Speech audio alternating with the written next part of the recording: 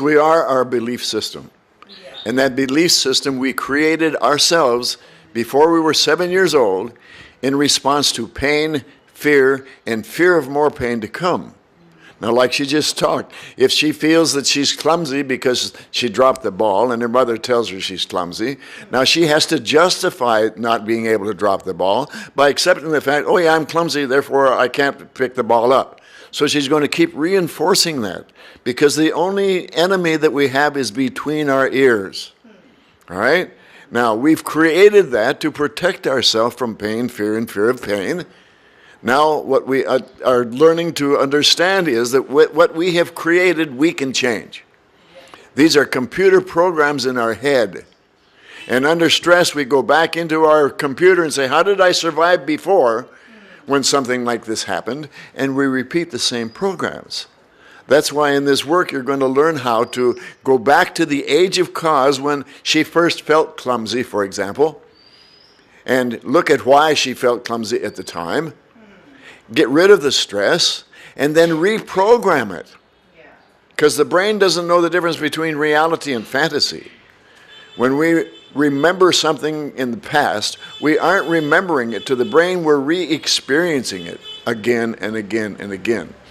So when we reprogram those things at age of cause, then they become habits instead of necessities. We aren't trying to save our life anymore, we just have an old silly habit. And we can change habits.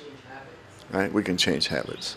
So this whole thing is to become consciously aware of what are these subconscious doubts and fears and limitations that we think we have, and understand that no, it's just a figment of our thought process.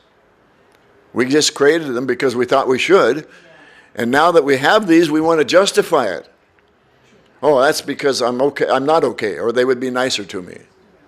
I'm not okay, or my parents would have loved me the way I want them to. Doesn't matter what they gave me, it's what I didn't get that I used to prove to myself that I'm not worthy. Okay? You want to do some more? Yeah. Just another thing that, it keeps, as I said the other day, that our this response may never go away completely, but your turnaround time is going to become very sharp.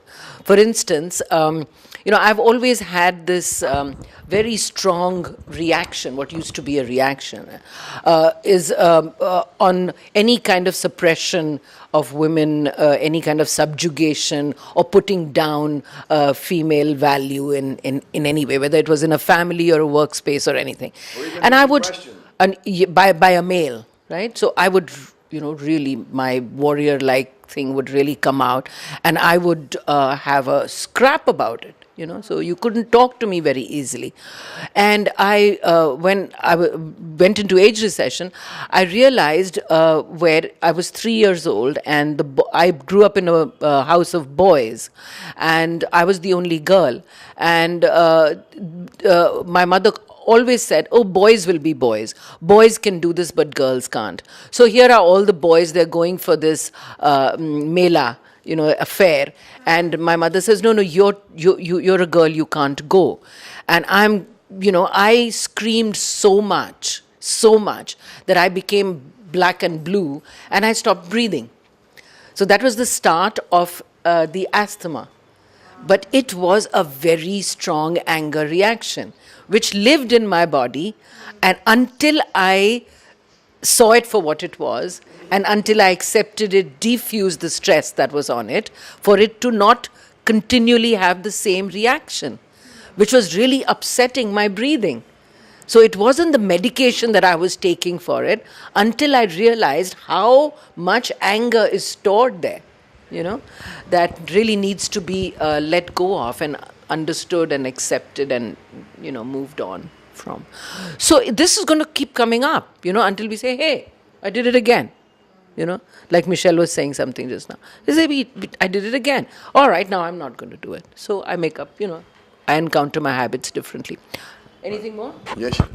So what that just shows you is when you understand at the age of cause why you did something, like she's talking about, why she was angry at herself for not being good enough to go out with the boys. All right? So therefore, every time that she got angry from then on, her breath would be a problem. and the asthma would come back up again. Now, by understanding that and going back to the age of cause when she first decided to do that, all right, now it lightens up. It gets less and less reactive.